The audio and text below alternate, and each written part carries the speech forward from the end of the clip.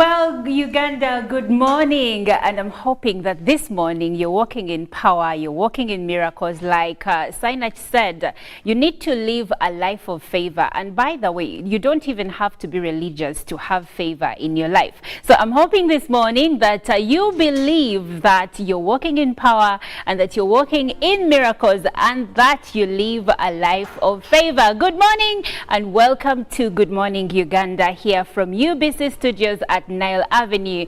I'm Olive Monica Najuma and I am here with the fantastic three, that is Chantal Olive Akandinda, Joram Paul Sonko and Chirabo Robert Nyonyintono. We are here to usher you into this Tuesday and of course share with you important information that you would like to know as you start your day. We will take you through the newspapers, we will take you through the local and international stories that we have managed to gather for you over the last 24 hours. So you have no reason to touch that channel, because why, really? Why would you be thinking of another channel? Yet we are here to give you important conversations and of course to entertain you and inspire you. Good morning, Joram Paul Sonko. Yes, good morning. Good morning, Najuma. Good morning, Ugandans. I'm pretty much excited. Tuesdays, I think this week has actually been a good one for me.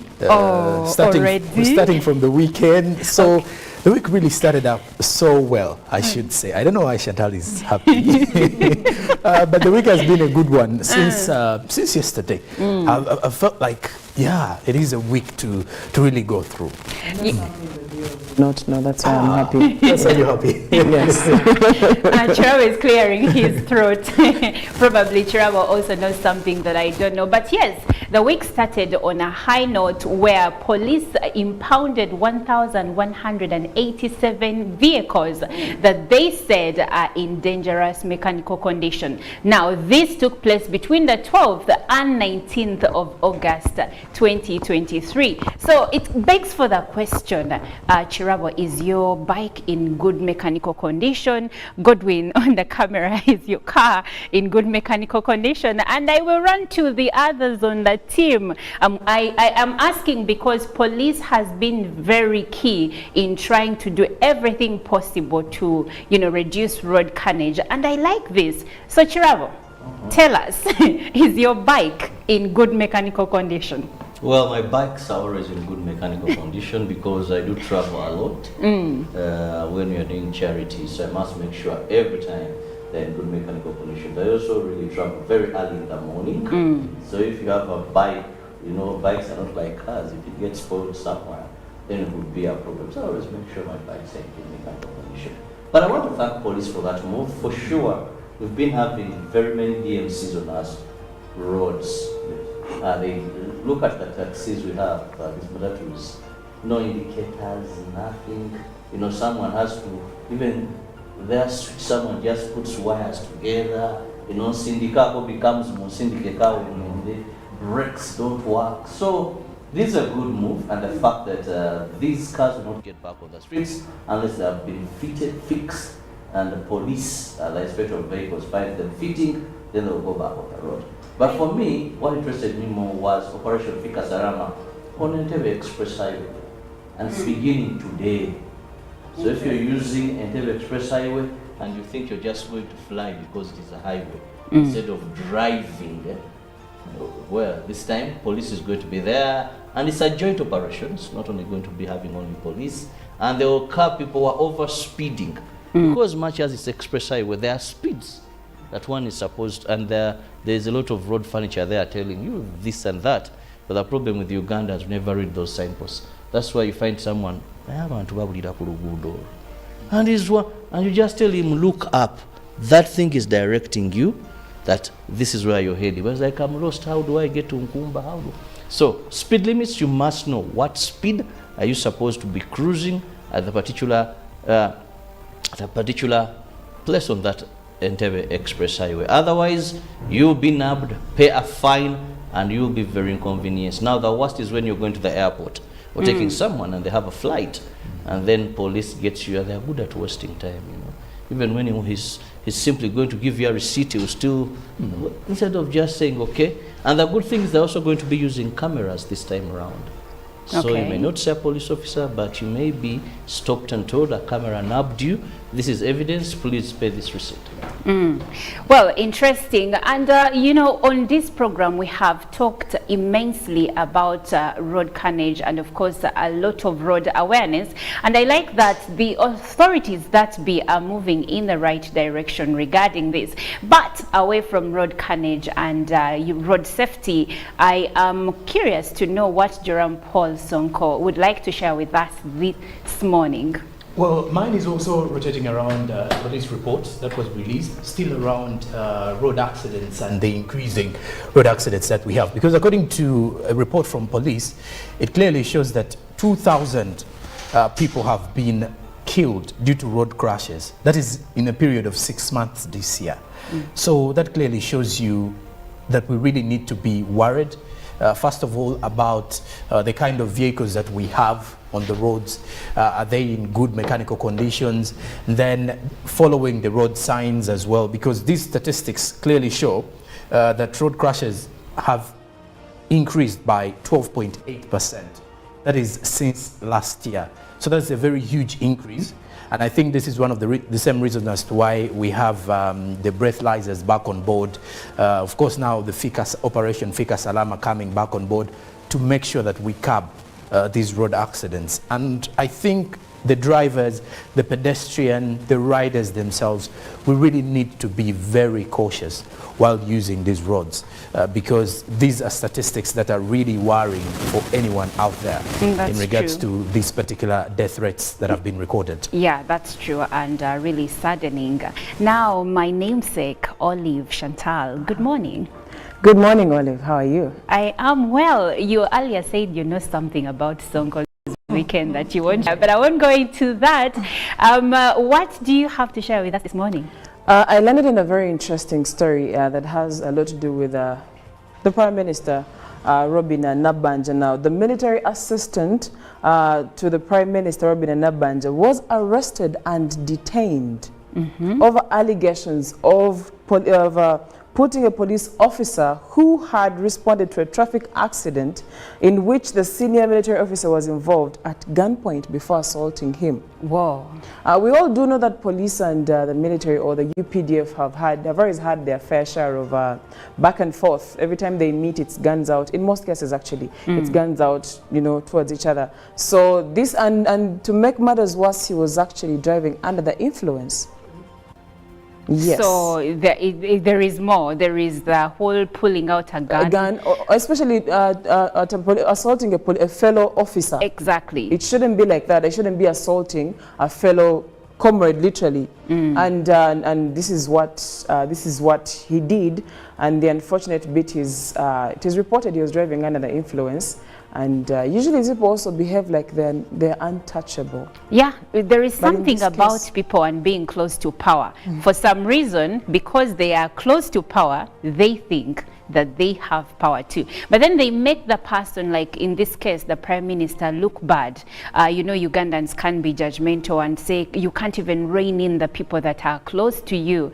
And of course, sometimes, honestly, certain things can be out of your reach. But that is some of the rot that we have in some of these sectors and government entities, the people who work there. But I'm sure we'll get to the bottom of this. Now, like I said, we have so much that we have gathered for you. And right about now, we will be taking a look at the local stories. Well, why not begin with the World Bank, where we've had members of parliament coming up and asking the World Bank to reconsider its decision of holding aid to Uganda. The members of parliament believe that this was a rushed decision and can't be reversed. However, the MPs believe Uganda can enhance its self-reliance through cutting, among others, the appetite for corruption. Well, heading into Uganda's 31st Luchiko, the Kabaka of Uganda, Ronald Muwenda Mutebi II, has advised government and courts to find means of curbing land evictions that have become rampant and left many people homeless. The Kabaka said, addressing the inaugural session of the 31st Uganda Luchiko at Bulange, Mengo. The Kabaka officially closed the 30th session of Uganda Luchiko and opened the 31st first session of Luchiko at Bulange, Mengo. Recently, His Majesty appointed ministers to cabinet and sub-county chiefs, and as a model of the Luchiko before the Kabaka, they accept and appreciate the appointment. Addressing the Luchiko members, Kabaka advised leaders to live an exemplary life of service to people. He advised government and courts of law to quickly resolve land cases which have left many people homeless due to court delays. And moving on, the police spokesperson Fred Enanga has called for public vigilancy and enhancement of neighborhood watch. The explosive in one of the rentals in Machindia attracted public attention and called security to intervene. Katwe police have established that it was an hand grenade. Police arrested the occupant of the rental, Basekana Duhere, a refugee from Congo, and several grenades were recovered from the house. In Injeru Division, Buyukwe District, police is holding a proprietor of Cloud9 Massage Parlor, Nantume Patricia, on homosexuality charges. Nantume is accused of exploiting her workers while recording pornographic videos. During the search, police recovered an assortment of items used in shooting porn videos and arrested occupants. The weekly security report also indicates that there have been a curve in homicides. In Namayingo District, Kasaja Brian killed Mundoha Emmanuel, the ex-husband to his wife Namubiru Mariam. Also looking at traffic, police has disclosed that 87 individuals were lost in road accidents. They attributed this to recklessness and overspeeding. Consequently, a nationwide operation targeting maximum speed limits will be implemented to mitigate the accidents. Police, for a period of August 12th to 19th, this very year registered 438 road accidents. These indicate and also claimed 87 lives. 29 were riders, 11 were passengers, and 25 were pedestrians.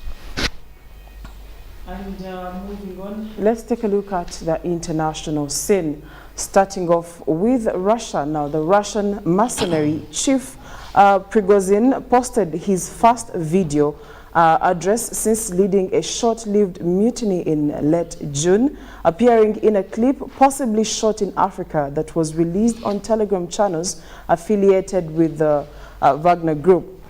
Now, Prigozhin is seen standing in a desert in camouflage with a rifle in his hands.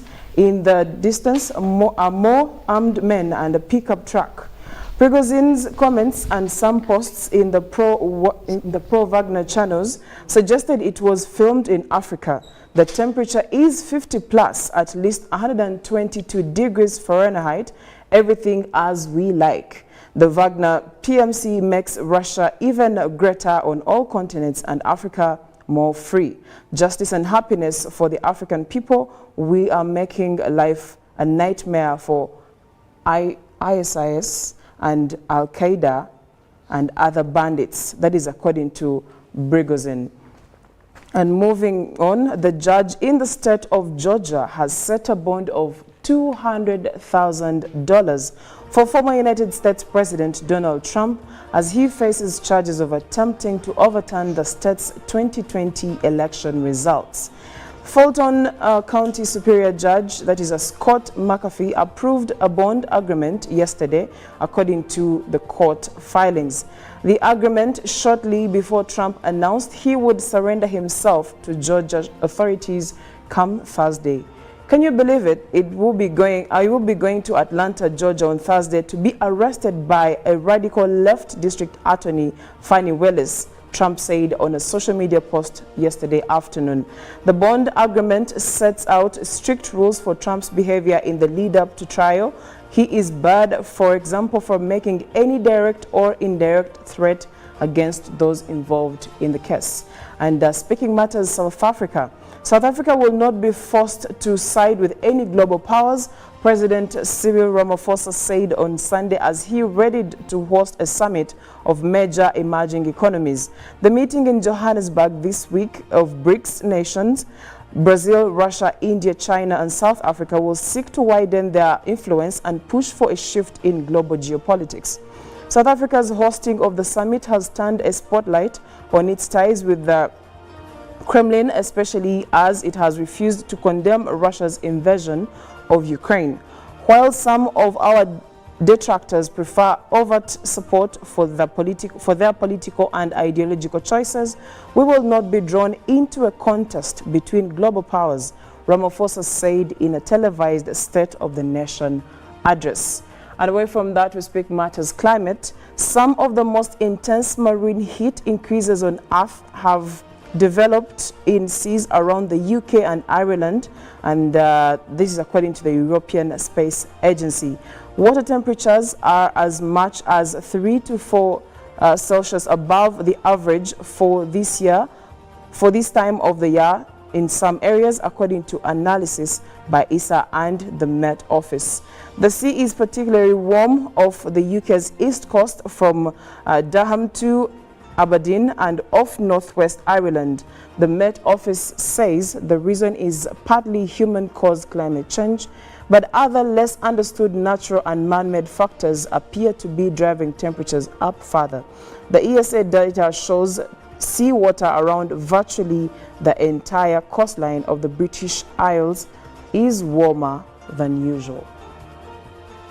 Well, that's it for climate change. We will now be delving into the headlines in our local newspapers. Well, with our dailies today, with the new vision, land titling, government issues tough rules. This is according to what the new vision is highlighting today. And then furthermore, police is cracking down on massage parlors. That is also another report for all who are interested in that particular one. The new vision has details. Now, Nalule flies higher than her physical disability. There is a detailed report of that with the new vision today. Then in the economy, how gold, coffee are driving Uganda's economic recovery. You can see more of that still with the new vision today. Then furthermore, Kabaka asks courts to fast-track land cases. There is a story on that with the new vision today. And then the pain of raising a child with spina bifida. That is another report with the new vision. As on the issue to do with arrests from police, father arrested over son's torture. That is what is making the headlines in today's new vision. Then furthermore, with the Daily Monitor, another report from police, as police is blaming careless drivers for fatal crashes, with more than 100 accidents and traffic violations on our roads. More details with that in regards to the Daily Monitor today. Now, displeasure, Kabaka calls for speedy delivery of land justice. The Daily Monitor, it gives you more details of that particular report. As farmers take cat war to Museveni, the Daily Monitor has more of that. As detained Army Colonel comes and agrees to pay his victim. Then also in the other news, court sets date for Byarugabai's NSSF case as massage parlor owner has been arrested over sex crime. There's a report of that as well, following up on what Chirawa has actually mentioned earlier today in what made rounds for him. And then lastly, from the new vision, or rather from the Daily Monitor headlines, FDC camps plan rival summits rather. So you can get more of that with the Daily Monitor today. Well, one of the stories you talked about, that is the Kabaka opening the 31st Luchiko. Now, in the 1950s, there was an artist who became very popular. That was Eri Shema Wamala. I don't know if any of you can have a song of that. A legend. And, one of his songs was Nabutono. Okay. And this Kabaka Edward Mutesa piqued interest. Yes, used to invite him to perform. But also, he died in August 2014. 2004, actually. 2004, sorry. But a number of his songs, about 10, were done. And to me, one that was best done was by Jostede. Viola. You know, Gamba Viola. Timagala. Yeah, it was really well done when you listen to. He did it around 2013. Actually, to me, I think that's the song that brought Jostede on scene when he did that song of Viola. Maybe he was a bit silent, but Viola hit like nothing, and the It's man more like began, a breakthrough song for yes, Viola was a breakthrough song. Then many redid a number of those songs, but one I'm lucky because I don't know if any of you were able to see Eli Wamala. I did see him. I didn't see him physically, but I remember my big sister and my mom, they loved him. So I grew up to music from Eli Wamala. Actually, one of the songs I remember around 2001 was Boda Boda, when he says, Boda Boda, Ebana Kato Akagonda. Boda Boda Zituyamba. Yes, so speaking of Boda Bodas. That was nice called Emirina. Emirina. We can talk about Eli Wamala until the chicken come home. I met to him roost. one time at church. He was a staunch Christian.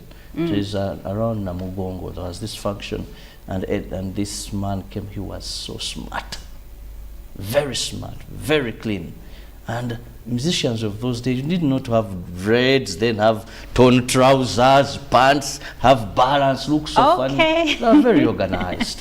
Okay, yes. So it's been 19 years of Eli Wamala. It's been he was one of the legends that you know were in the Uganda's musical scene. And if you don't know his music, I'm sure YouTube can be your friend right about now, and you will realize that yes, we have had talent in this country. The talent you see today has its forefathers that started it.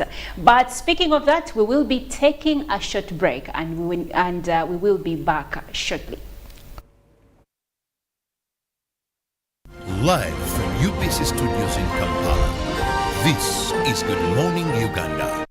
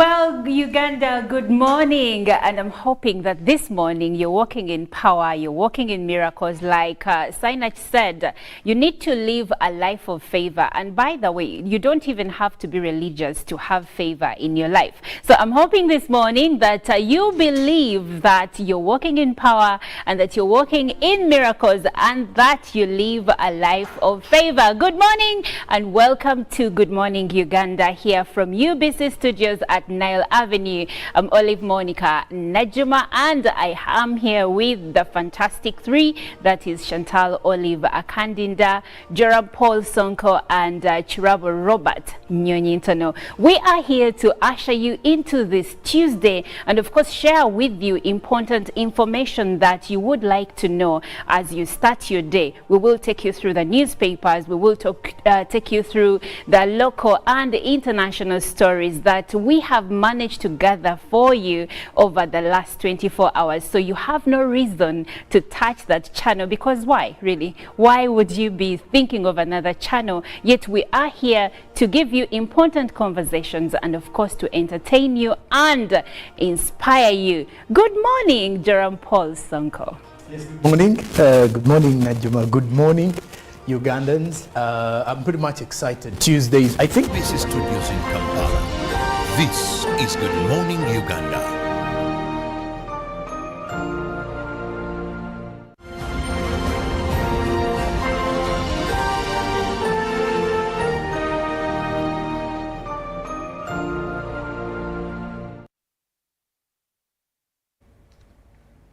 Yes, we are live coming to you from UBC Studios here at Nile Avenue. This is Good Morning Uganda and I am Olive Monica Najuma, joined by Chantal Olive Akandinda and Joram Paul Sonko this morning. Now, today on The Real, we are serving a conversation that some Ugandans are really interested in, especially if you are a Ugandan that is interested in going outside the country for greener pastures, or if you know a relative or friend or a neighbor that has traveled to the Arab world for work. This could be in countries like Saudi Arabia or Turkey or even Dubai, which were a country where most Ugandans go. Now, yesterday there was a story in the news that 59 Ugandans are currently detained in Turkey for reasons ranging from overstaying their visas or even being in the country illegally. Now, this is a conversation we would like to have, and we want you to join the conversation because many Ugandans have shared grueling stories of what they go through when they're in these countries. But today we want to look at why do they go to these countries? What has government done to, manage labor externalization companies? Would like for you to be part of this conversation. And the question we are asking is, how best can government implement policy actions to ensure sustainable labor externalization in Uganda? The question is, how best can government implement policy actions to ensure sustainable labor externalization in Uganda? Now you can join this conversation through our WhatsApp number, which is 0709602592. It is 0709602592. Now, as we start off, I would like to go back to my colleagues, and the first question here is, why are Ugandans in so much of a dire need to leave the country at all costs to go to these countries? the payment structures provided in most of these countries. Because what we should know is most of the Ugandans who leave are always leaving on domestic, to go and do domestic duties. Though we also have a number of those who go on, to go into the formal employment sector, but those are few. But the majority of Ugandans, or as we speak, we may even have those who are actually flying out. Most of those are either going to work as casual laborers. We have those who work as maids, housekeepers, you should say, security guards. Then we have drivers. But in most cases, it's because of the payment. A case in point, for those who work as maids, in Uganda, averagely a maid earns around 100,000 Ugandan shillings, and as the maximum amount, really. But when you come to think of the amount that is actually being earned by people in Saudi Arabia, then people who earn money in Qatar, the United Arab Emirates, those who are actually working in Oman, Middle East countries, for example, you get to realize that most of them, the maids, earn around 800,000 to 1 million Ugandan shillings. That is non-taxable, by the way. So if you're earning that amount of money, it is money that you're earning whether you've studied or not. For as long as you've gone through training and you have some good use of maybe the English language, or you can ideally communicate with your bosses, and you've passed the interviews and you've actually gone, it is a job that you look at and most Ugandans feel, if I go to Saudi Arabia or Oman or any country for 2 years on a contract, I'll be earning 800,000 Ugandan shillings per month. That is if at all I am a maid.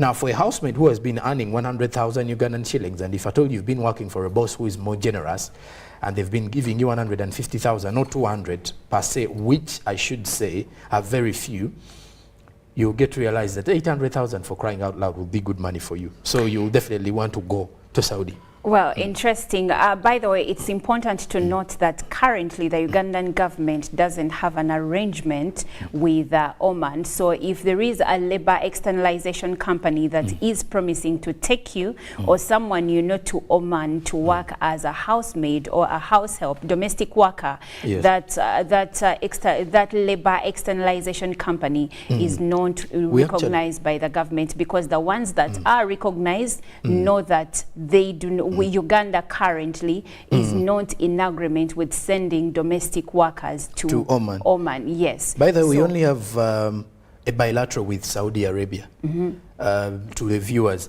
and that was renewed this year, because we had a bilateral that expired by the end of last year, so the government had to renew the bilateral. So that means other countries, the discussions are still going on. So in Saudi Arabia, the bilateral is there between the two governments to make sure that we externalize labor from Uganda to those countries, because ideally there are other countries that continue to externalize labor. Countries like Philippines that have quite a number of Filipinos in Saudi Arabia, UAE, because those governments have agreements amongst themselves. So I think the government is also making sure that it looks out for other countries to strengthen the bilaterals, so that at least if any Ugandan who is choosing to go to any of these countries, they are safe. But with Saudi Arabia, if you go, the government is actually monitoring everything, because the agreements that were signed. The others, it is really a risky kind of move for many. Now, you talked about the amounts that these domestic workers stand to earn when they go to these countries, like 800,000 or maybe 1 million. Yes. But have we had enough conversation around the fact that, yes, you're going to earn 800,000, but we have had allegations that labor externalization companies take away passports from these people for a given period of time, because apparently they will, yes, you will be earning 800,000 or 1 million, but they used money to help you go. So you may find that the labor externalization company got this maid a passport, they processed her travel visa, and of course air ticket, and it could have cost about 3 million shillings. And she has to pay back this money for a given period of time. Normally, they used to take away their passports for 2 years. Do we know for certain that this stopped, or labor externalization companies are still doing this? In 2017 or 16, I stand to be corrected, such arrangements actually existed, where someone is taken to these countries and the passport is taken away for a period of time for them to first pay. However, a month ago, we used to have a house help at home, and then she left to go and work. So I find her back home. I'm like, are you back home? She's like, no, I'm here for a break. I'm going back. And I wanted to know her experience because we've had these stories of Echiyumba. We've had these stories of, you know, how they're harassed and everything. She says, you can actually survive. So I asked her, how did you do? She said, I went through a company. And the process was, whichever country she was going to or she was working in, they paid the company to process everything for them.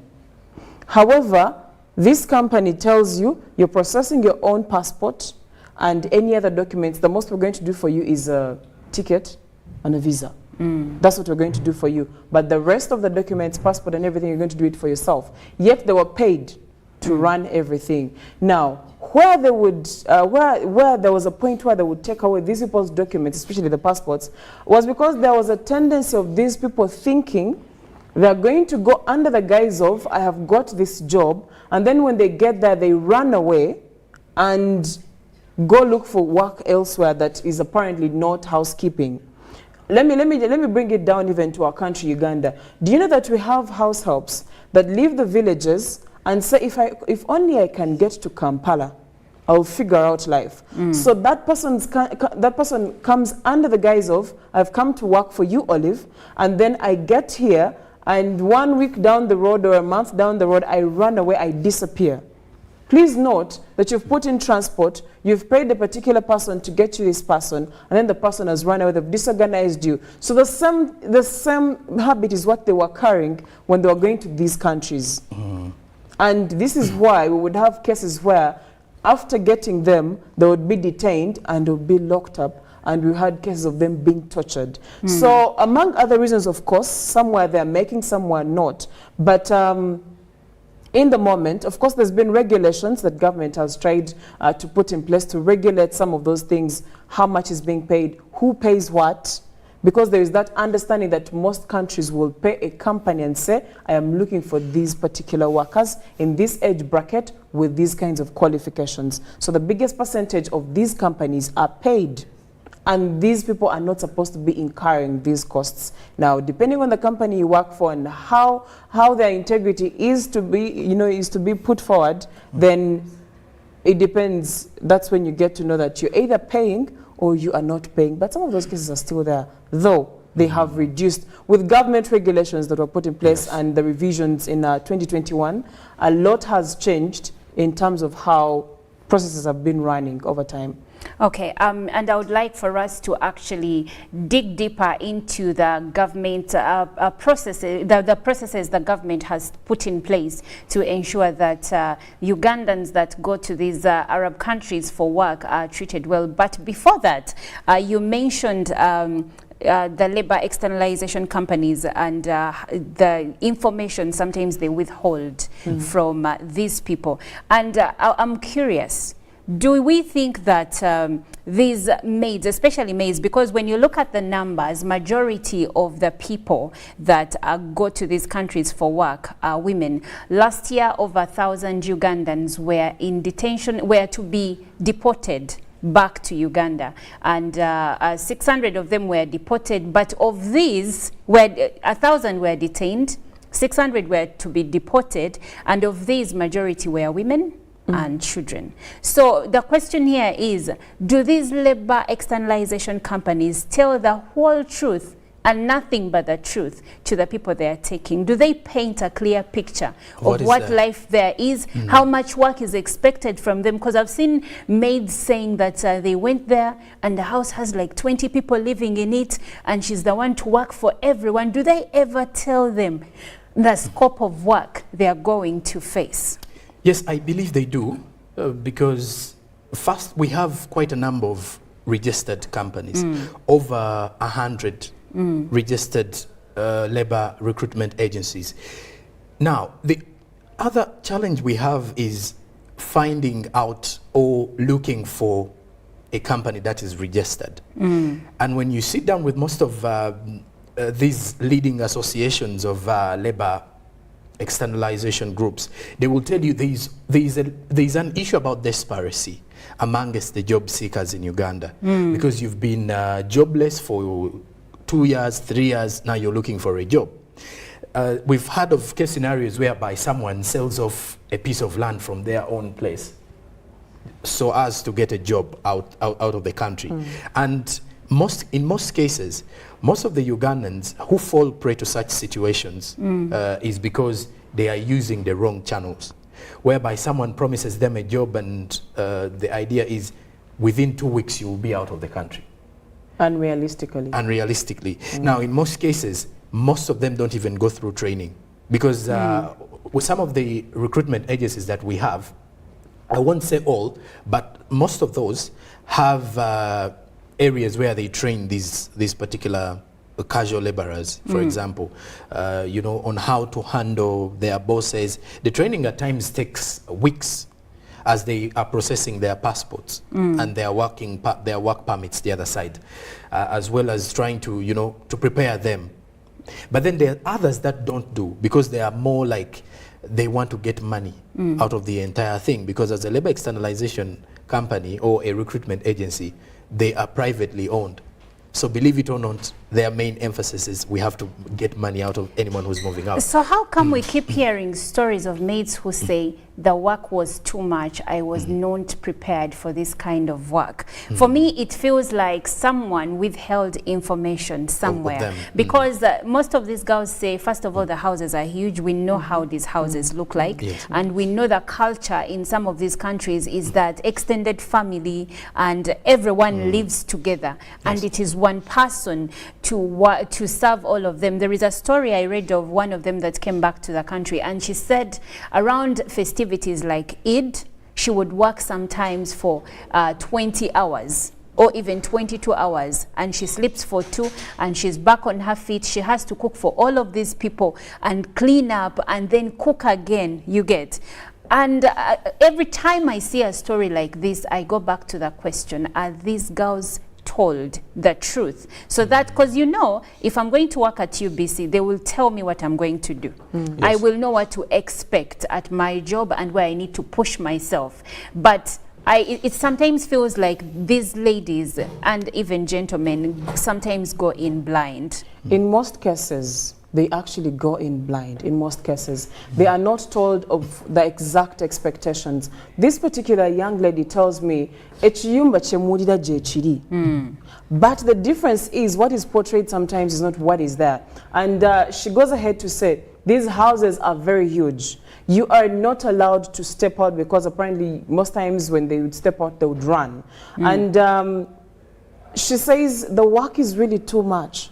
She says they live with extended family, so it is actually very true. You only get lucky if you get there and there is another person, because she says they have like a room where they are like 2, 3 or even 5 of them, depending on how big the place is or how big the house is. So some of them get lucky and there is more than one person that is working with them, and others are rather unlucky that they end up in those big houses and having to do the work on their own. So the truth is, in most cases, they are not told what to expect. They are not told the scope of the work, and professionally, they should be told. If I am coming and I am coming to work in a house that has 10 people and 12 bedrooms, or I don't know how many kitchens, and I need to know so that I prepare myself. I know if I can manage or not. Sometimes you don't even know what someone is suffering from. You don't know how much they can push. And that is why we've had them fall sick. And then this person says, but I paid my money. This girl says, you are as if you're bought. That's what she said. It's as if you're bought because they've paid this company to do everything for you and bring you. Now you get there and fail to deliver. That is a very big problem. That's how they end up getting tortured in those places. And in most cases, that's now how they end up living in these countries illegally. Because if you left the country to go and work in someone's home, and now you run away, that's how you end up on the street, and how you end up arrested and again, now detained, like the Ugandans that are currently detained in Turkey. And of course, it is said that most of these ones in Turkey are detained because they overstayed their visas. For some of them, they were trying to extend their stay in the country, illegally. But I want to believe. They were trying to extend their stay in the country. Yes, some of them illegally, others were trying to get legal documents, but unfortunately their time ran out and they were arrested. And then 2 of them were arrested on charges of human trafficking. So those 2 will be brought into court very soon. By the way, Turkey is in Europe. It is part in Europe and part in the Arab world. And what people really need to understand, why I laid emphasis personally on Saudi Arabia and Uganda having a bilateral agreement. The incident is when you're on a contract out of these other countries, out of Saudi Arabia, you have to respect that contract. Even with Saudi Arabia itself, once your contract has elapsed, there's a two-way thing. One, either you either agree with your employer now who is in Saudi Arabia to extend, or you return to your to, let's say, the recruitment agency, which was the broker. Yes. To either look for another employer for you, or either way you have to, because your contract is done, then that means your stay visa is also done. Yes. So by the time you stay there, you're in that country illegally, because their laws are more practical than some of ours here. So that means if you overstay after your contract is done, you're in there illegally, and at times not even the government may step in to help you at a couple of times. So I think as we even speak about the implementation, the labor externalization companies, like you've mentioned, need to give these people who are seeking for these jobs a clear picture of what to expect. When I know how desperate people are when they are looking for jobs, but then at times you really need to put them into understanding of what is in the reality of working away from your countries, because there's always that reality check that everyone needs to hear, regardless of how much you're going to earn. I think sometimes we even put the blame on the labor externalization companies, but when you look at the excitement someone gets when they tell them that you are going to be going abroad and you're going to earn 1 million Ugandan shillings or 800, they are so excited that someone can get 15 million Ugandan shillings or can sell off land. And these are case scenarios. And this is money that someone sells off land. Yes, earlier I was going to mention that you're promised 800,000 or 1 million as pay, but no one looks at the cost, and no one looks at it. So that's why this week we were talking about mindset change for the youth and getting the youth used and exposed to finances earlier on, because honestly 2 million shillings that you might sink into going to Dubai or any Turkey or any other Arab country for work can actually start something here. And if you have been trained well on managing finances and investment, you don't need to go. You don't need to throw caution to the wind and say, let me sell my land, let me sell this and go. But we would like for you to join this conversation. And the question we are asking today is, how best can government implement policy actions to ensure sustainable labor externalization in Uganda? You can join this conversation through our WhatsApp number, which is 0709602592. And the question is, how best can government implement policy actions to ensure sustainable labor externalization in Uganda? Join the conversation. If you're on the X app, you can join us. The hashtag is UBCGMU. And of course, if you want to use WhatsApp, the number is 0709602592. We have a couple of comments from WhatsApp, and the first one says, good morning, Olive. This is Anthony from Hoima. To me, the government through the Ministry of Labor and Social Development should only give licenses allowing labor externalization companies that have been inspected thoroughly, and make sure that these same companies have bilateral agreements with host countries that allows them or allow them to export workers to these countries.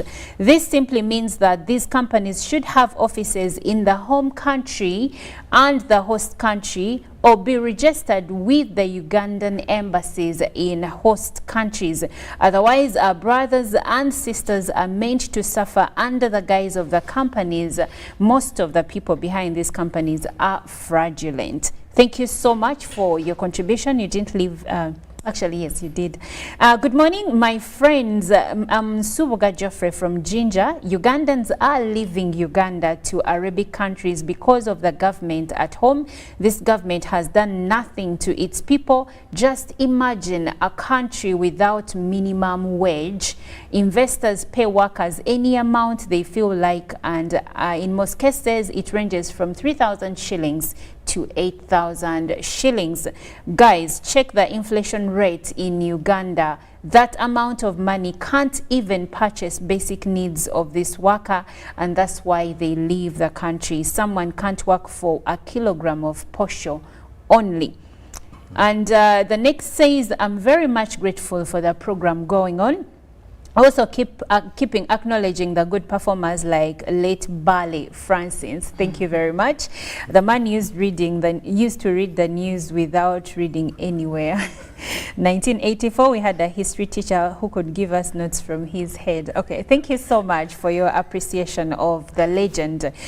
This one says, good morning, please address this issue below. I understand that the external labor organizations pay local labor organizations money for visas, passport and travel expenses, but our local labor organizations also double charge these poor to pay for the same. Is this true or false? Thank you, Anthony. I think this is what you mentioned earlier, that the companies they work with in host countries usually pay the local labor externalization companies to bring in people for domestic work and other work in their countries. But the labor externalization companies down here double charge the people going. But like Sonko said, it is a business. They're here to make some money. Maybe they shouldn't overcharge, but you still can't expect them to give a service for free. You know, Let's be fair. I wanted to also add that besides looking at labor externalization, how about if we talk about the availability of jobs in our country? How about if we create room for job creation, not over-emphasizing on moving out of the country? You do realize most people study or leave, but all their mind is to leave the country. That clearly shows you that there is something wrong here that we really need to first of all define. Some, you know, we have people who are happy working here and they've made money from here. We also have those who have actually made money out of the country through labor externalization. But we as well need to at least, you know, create this atmosphere where Ugandans should as well. Someone mentioned about, you know, earning where you can only afford a kilogram of, you know, maize flour, posho. So that clearly shows you that the pay as well creates that urge for someone to look for, you know, better opportunities elsewhere. And at times most of them hear these stories or see these stories on the news and they know that the working conditions at times are harsh. But because of the pay, you feel like it's better I go out of the country to work for 800,000 a month and then return and make some few investments for my retirement. Now, looking at what the government has put in place to, first of all, tighten the belt around labor externalization companies, but also travel for different Ugandans, because some people don't go through labor externalization companies.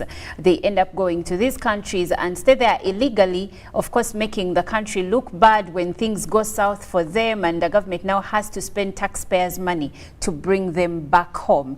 I would like us to look at some of the restrictions the government has put in place.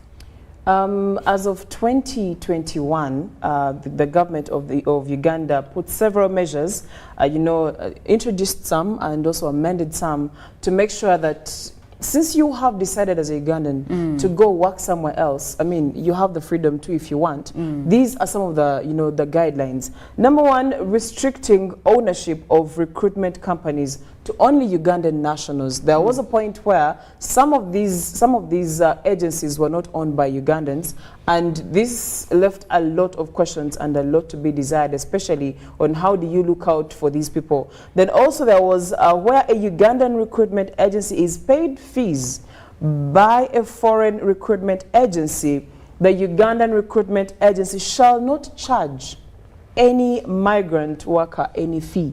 That's what we were talking about. So if you are paid about 15 million Uganda shillings to take me to Saudi Arabia to work, you're not supposed to charge me any amount. Yet in most cases, these people are two-faced. They earn from the other side and earn from these people as well. Then also, where there is evidence that a Ugandan recruitment agency was paid by the foreign recruitment agency, a Ugandan recruitment agency may charge, where there is evidence, then you are not supposed to charge, and there has to be evidence. But if you are not paid, then you can go ahead and charge these people. But there has to be evidence. Also, you have to go through the ministry for you to be able, you have to have approval from the ministry. And the placement fees charged should only cover the costs for the placement of a migrant worker, including medical examinations, inoculation of the migrant worker, processing of the required visa and air ticket. That is only what you're supposed to charge. Then charging migrant workers unauthorized fees is a ground for revocation of your license. These are measures being put in place by the government. Then recruitment agencies are not allowed to publish job adverts. So how will people know that there are opportunities? Well, I'm hoping that there is a measure that is being put in place, but you can't put job adverts, and you have to make sure that if you should, these job adverts have been approved by the ministry, and you are acting, and you're not acting contrary to the ongoing regulations for your license not to control the desire for everyone to use it as a business opportunity. Yes. Now, Sonko, briefly, in 30 seconds, you mentioned something to do with the lack thereof or the unawareness of opportunities for jobs back home. Yes. And in 30 seconds, as your parting shot, please share with us what government can do to, instill confidence and even knowledge in Ugandans that they can actually make it back home without having to leave the country. Government is doing, has already done something. Giving room for investment, for investors to set up industries, because we believe the growth of the economy can be pushed by production, which production is within manufacturing and even service.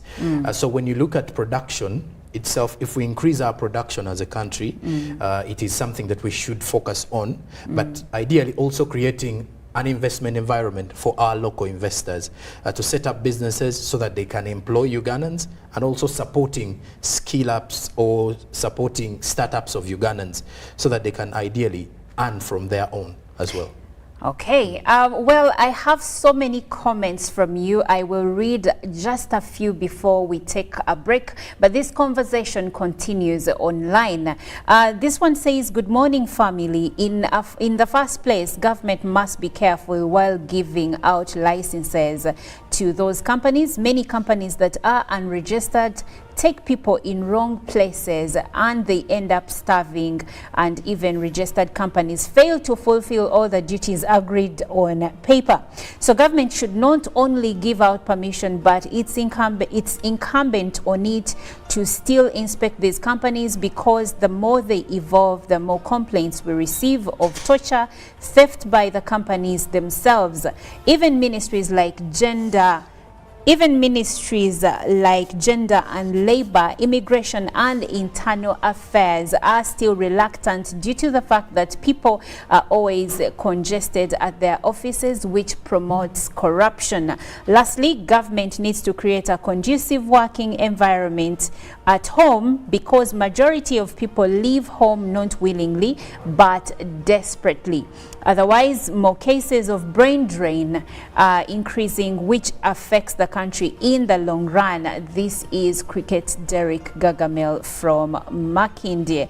And the last comment I will share is this one says, to ensure effective labor externalization in Uganda, the government should implement the following policy actions. Establish a regulatory framework. The government should establish a comprehensive regulatory framework that clearly defines the rights and responsibilities of both the labor externalization agencies and the workers. This framework should include licensing requirements, standards for recruitment, and guidelines for fair treatment of workers, and strengthen enforcement mechanisms. The government should strengthen its enforcement mechanisms to ensure that labor externalization agencies comply with the regulations. This can be done by increasing the number of labor inspectors, conducting regular inspections, and imposing penalties for non-compliance. And lastly, he says the government should promote transparency and accountability in the labor externalization sector.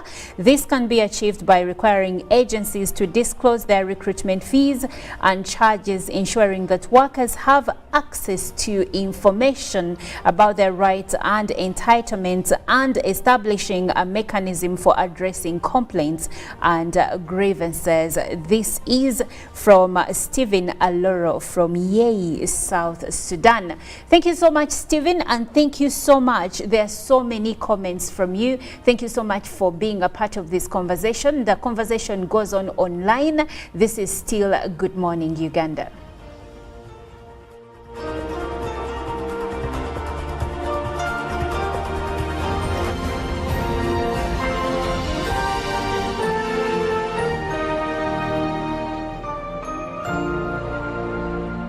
Pick of the day on UBC.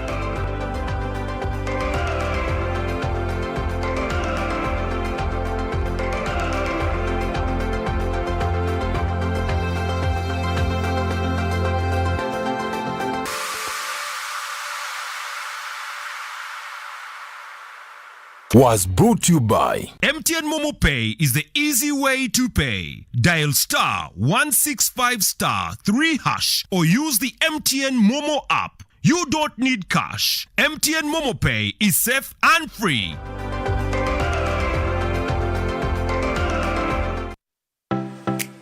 UBC is the national public broadcaster. We educate, inform, entertain, and inspire our audiences.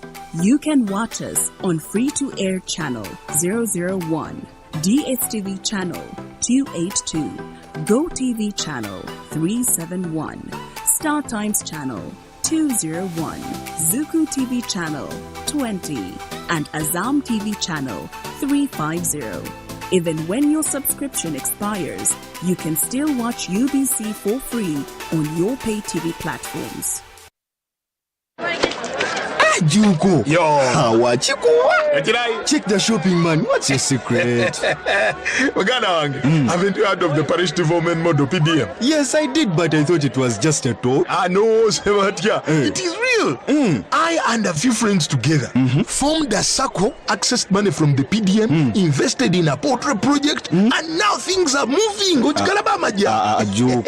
I thought I was one of your friends. You are. But you left me behind. I didn't leave you in poverty. What you do, just visit your LC2 chairperson and your parish chief and start the process of economic transformation. Just like that. The parish development model is an initiative from the government of Uganda through the Ministry of Local Government designed to transform all lives of Ugandans for the better. PDM, my parish, my development, my life.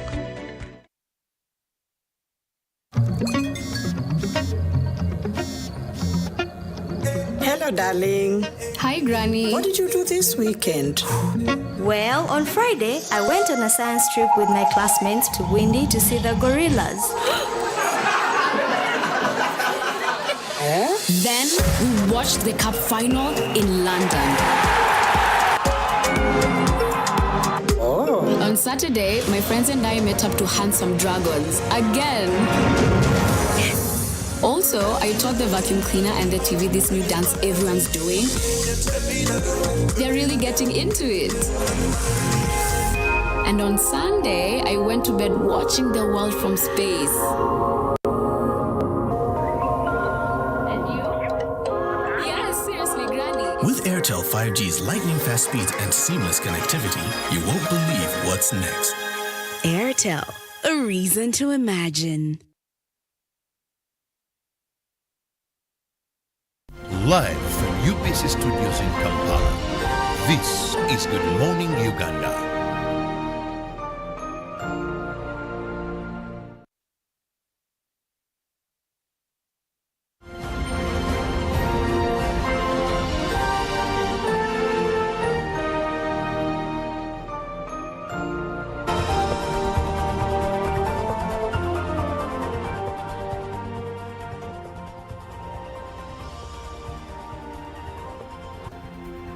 Welcome back. This is Good Morning Uganda, and it is time for our traffic updates. I'm Olive Monica Najuma to take you through those this morning. Are you still at home? Are you already on the road and you're watching this from your car, on your car TV? Some of you have those nice cars that have screens.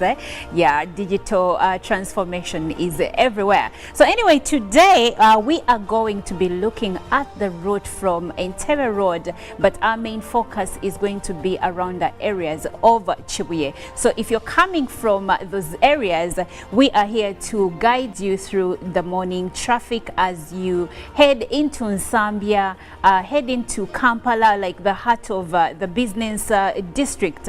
We will be starting off from the area around Queensway, around Neptune Plaza and Shopping Center. And yes, here the traffic is, there is a smooth flow of traffic. And as you move along, you will realize that at Chibuye roundabout, there is intense traffic. Now, this traffic is coming from roads like Juko Road that are joining the main road. And of course, I see green zones that show smooth flow of traffic, but then they move into red zones and then around the roundabout, deep red zones. And from every side of the roundabout, there is intense traffic as many people are trying to feed into the road that takes them to the heart of the central business district. So as you move along, you will realize that if you're coming from the areas of Lubiri Road and you're trying to get to Chibuye or Katwe, there is intense traffic around Zing Zing Furniture Store. So you will be held up there. Actually, from it starts from Bakaya Auto Spare Parts and then it joins the main road around Chibuye Market. So yes, here you're going to be held up for a bit. And now if you're coming from Najana Nkumbi, that is on Entebbe Road, there is intense traffic around Pearl Highway, Star Hotel. You will find that the deep red zones here are actually intense, meaning that you're going to be held up here for quite some time, actually to maybe more than 30 minutes, because the traffic this morning around that side is intense. But Salama Road looks good, and when we move on to Mobutu Road around Prayer Palace, still in Chibuye, there the traffic is intense. So if you're trying to come to the city and you're using the roundabout, you're using Chibuye and you're planning to go through the roundabout, unfortunately for you, the traffic is intense. So prepare your mindset to be stuck for some time. Unfortunately, I don't have very good news for you. But if you're coming from Lubiri Ring Road or you're going that side, it looks good. So you should be able to move to wherever you're going in record time. You will not be held up. Now, when we move on to Ndeba looks actually clear. So you will be able to continue up to around Fako, it looks nice. Nabunya Road is clear, and of course Masaka Road, if you're going that side, is clear up until when you reach Nalukolongo. Now around Nalukolongo it's a bit complicated, especially if you're coming from Wankulukuku and heading to the areas of Kabusu. But the beauty is that when you reach Bazeketa Road and even Kabusu roundabout, it looks very clear, so you should be able to move to town and Mengo, and yes, this will be good for you because you will be able to move smoothly. The roads that side are clear. But now I will take you to Sonko. Well, good morning, Ugandans. Once more, I was about to say good morning, Olive, but then I did remember I already did my greetings to you. You know, Entebbe Road is where my mother stays, by the way, Kajansi, and she's one of our viewers every day. So good morning to everybody in Kajansi. Now, as we head into our dailies from the East African side, we will start off with a detail. As of Monday, the 21st, 2023, President Museveni signed 9 bills into law. This is a quick one. The Presidential Press Unit wishes to inform the general public about this one, as the 9 bills asserted to by the President are as follows. The National Sports Act 2023, the Stamp Duty Amendment Act 2023, the Foreign Exchange Amendment Act 2023, the Value Added Tax Amendment Number 2 Act 2023, the Excise Duty Amendment Number 2 Act 2023, the Excise, then we have the Financial Institutions Amendment Act 2 as well, Act 2023, then the Income Tax Amendment Act 2023 also signed into law, then lastly, the Tax Procedures Code Amendment Act 2023. So please do note those particular bills that were signed into law by President Yoweri Museveni. That is as of the 21st of August 2023. Now back to our dailies as we do revisit those from Uganda first, with the New Vision having a headline of land titling as government issues tough rules with the New Vision, and then also police cracks down on massage parlors. That is with the New Vision. Now fast forward to the Daily Nation. The Daily Nation is from Kenya as stormy teachers pay talks begin. This is according to the Daily Nation, as you're seeing on your screen, because there are quite a number of demands by these particular teachers. More highlights of that from the Kenya's Daily Nation today.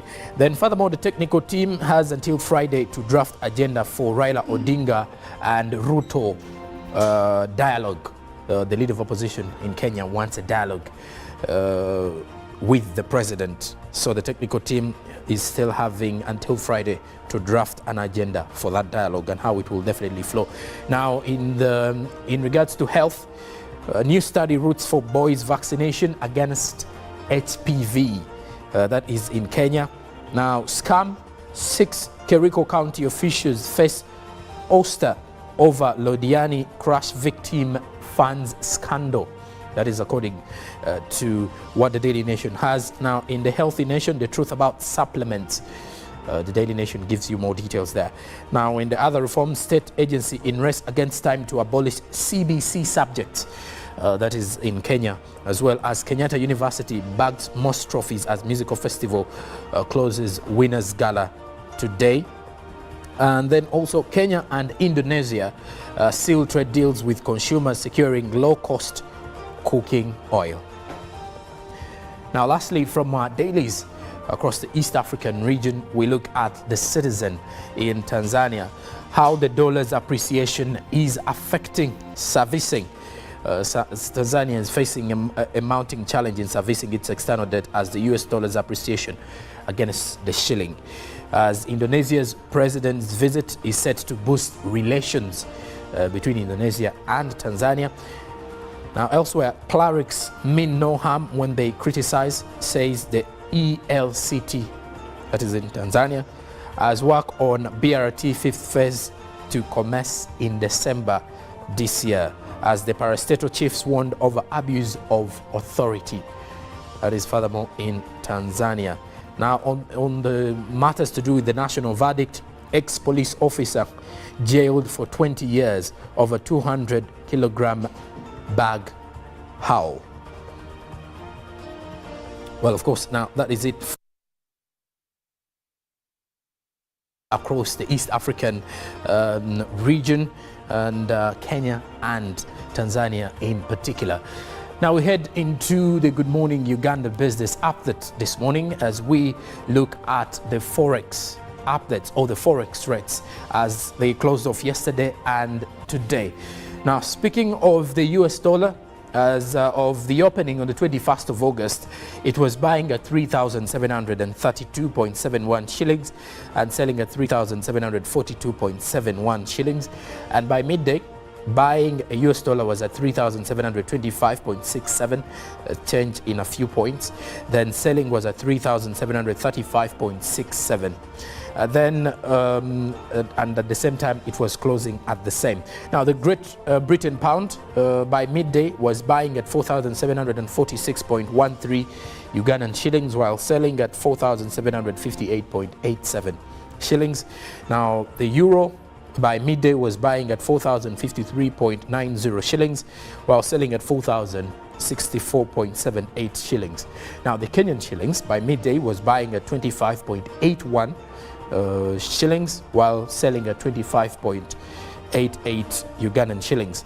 And for the Tanzanian shilling, buying at 1.49 shillings, while selling at 1.49 shillings as well, the same as it was on the 20th of August, as we gave you the updates for the 18th of August. Now, lastly, with the South African rand, by midday, it was buying at 195.83 Ugandan shillings, while selling at 196.36 Ugandan shillings.